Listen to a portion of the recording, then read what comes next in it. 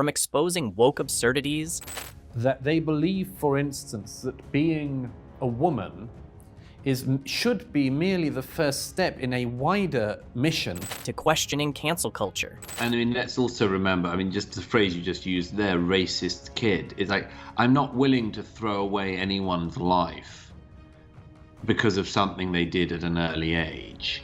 Douglas Murray isn't here to play nice. Watch as he destroys woke culture for 8 minutes straight. Are women and men exactly equal? Are men more competent than women in certain areas? Are women more competent than men in certain areas?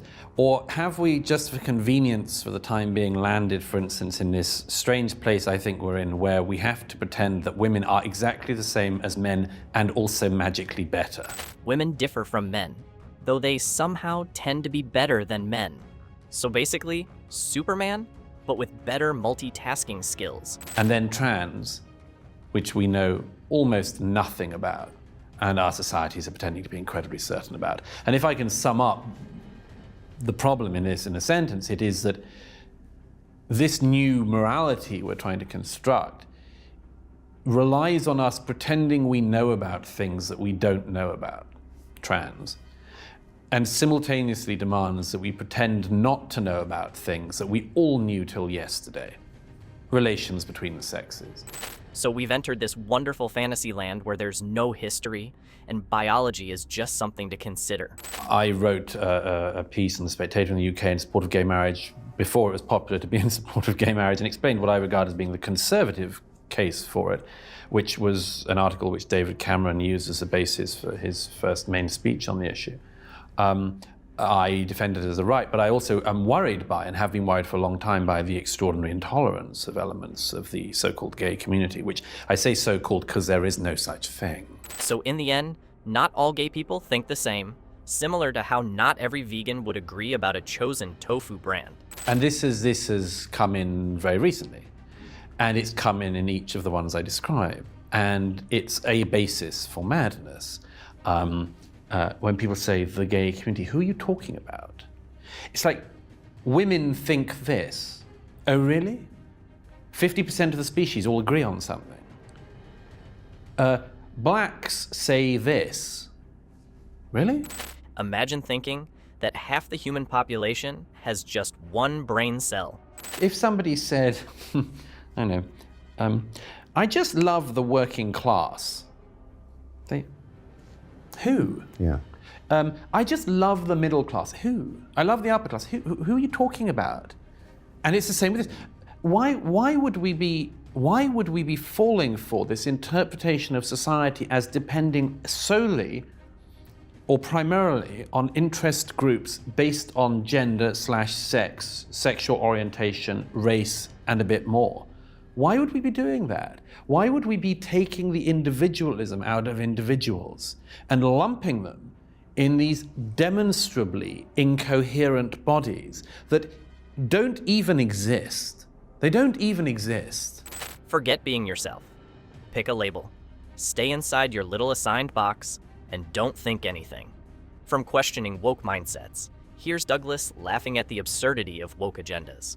And you're right, everything has been taken over by it. Every day there's a new example of that, and they get ever more ridiculous. Recently we had the example of Kew Gardens again, seeking to decolonize its collection of plants and moss. We've had a spate of that, incidentally. That's not the first time we've had what I jokingly call racist gardening. Woke activists have finally tackled their greatest nemesis, ferns. Next, trees accountable for their colonial history. And as I often say, it's no good government occasionally sort of pitching in on this and then being accused of playing culture wars when government does this stuff itself. You know, it's government departments that signed up in recent years to have Stonewall come in and mark their homework, tell them whether they were good boys and girls and thems or not. And it's government departments that have been doing implicit bias. Imagine someone giving you money to find out if you are sufficiently woke. It's a problem across every sector in our society, and I believe that it is stopping us as a country from being able to address major issues. And I think there's an obvious reason for that, which is that there's a certain attraction in simple narratives.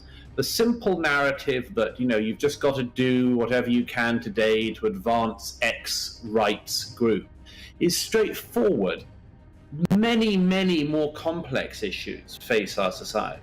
Issues like how young people are going to be able to accumulate capital to ever get on the housing ladder. That's a really big and difficult question.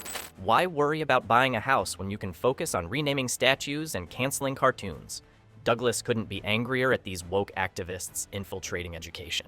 I think it's a positive development. It won't solve the problem on its own. Of course, the government in the UK has set up a special representative to look into the issue of free speech in universities across the UK and the ways in which academic freedom is being trampled upon. Kathleen Stock is an extraordinary person, an extraordinary woman. And in one way, I'm glad that she's come to the wider audience she deserves. I'm just sorry that it's come at such a personal cost to her of people harassing her. Galileo was in trouble for saying the earth moves, and Kathleen Stock was in trouble for saying men do not become women overnight. That's progress. Which I think is so important is what Kathleen Stock says is what many others of us have said in recent years. But it is noticeable that the activists in the name of, social justice and much more keep going for the women. And I think this has to be understood. There is a misogynistic anti-woman movement going on here. They are trying to take out Kathleen Stock. J.K. Rowling, who everyone knows about, has said the same things as a male author like Irvine Welsh. It is not Irvine Welsh that people have been trying to destroy. It is J.K. Rowling. It is not me that has to face down mobs like this when I speak at Oxford. It's Kathleen Stock. Aha, the ultra-progressive, really, really feminist movement, which only bullies women.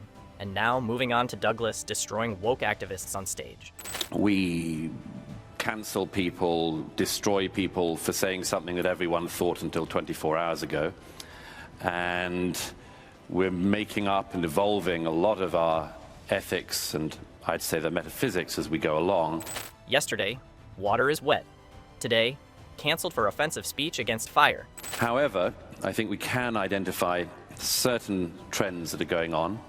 And one of them is that there are a set of what I describe as tripwire issues, which any journalist, citizen, absolutely anybody, if they just nick one of these tripwires with their foot, can find causes total career implosion.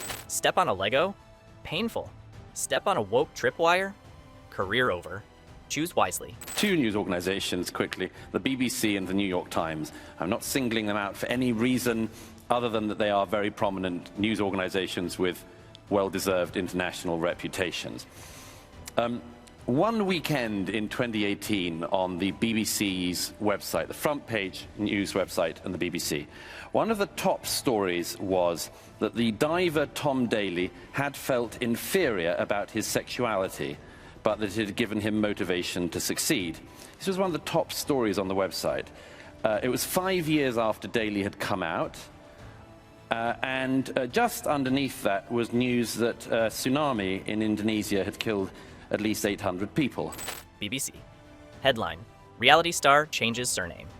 In small print next to it, 800 people die in the tsunami. Priorities. Of course, Douglas can't stand back and not question cancel culture. And let's also remember, just the phrase you just used there, racist kid. It's like, I'm not willing to throw away anyone's life because of something they did at an early age. That's another ethic we have in our society. An element of forgiveness and an element of tolerance, particularly when it comes to underage people. Apparently, forgiveness is so last century. Mess up at 14? Congrats, you're now canceled for life. To be called a racist is about the worst thing you can be called in Britain in the 21st century. Because we all agree that almost everybody agrees, that racism is reprehensible. To judge people by the colour of their skin is a horrible thing. It's demeaning to everyone. We are agreed on that. So when somebody is accused of being a racist, it does have the ability to seriously damage their standing among the rest of the community. But here is the other thing. People use the accusation totally inaccurately and deliberately inaccurately, merely to harm the person they're saying it about. Imagine if calling someone racist came with an actual legal process. Instead, we have the Twitter Supreme Court. Verdict always. Guilty. Douglas Murray is a man who is clearly not interested in playing nice by woke standards. He is asking questions that nobody else dares to ask, and to be fair, it's quite hilarious.